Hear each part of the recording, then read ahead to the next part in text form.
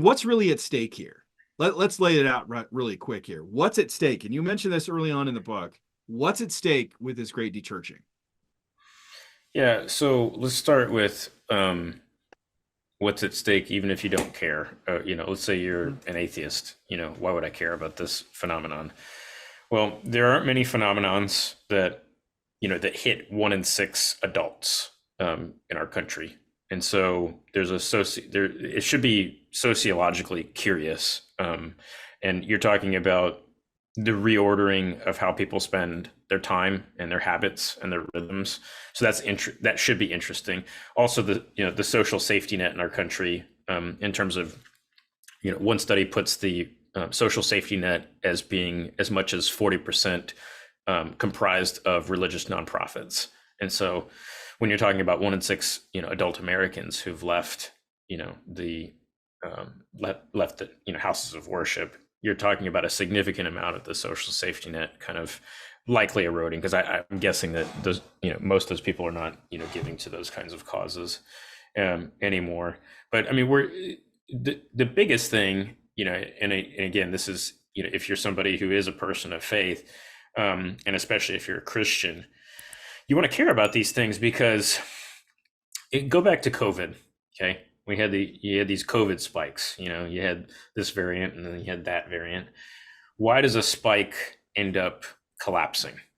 Well, it ends up collapsing because there aren't enough people anymore for the coronavirus to infect with that particular strain. And so that's what we're experiencing right now, is we're in a spike in dechurching, but that spike is temporary and it will end. And it'll end because at some point, the rate of dechurching will have to decrease again, because there aren't enough people who used to go to church on a monthly basis. And what the next spike that happens after the dechurching spike is an unchurched spike. And here's the difference between those two words in terms of definitions. Dechurched is somebody who used to go to church regularly on a monthly basis, now less than once per year. Unchurched is somebody who's never had the habit of regularly going to church. And so, if you have, two dechurched parents, what do they raise?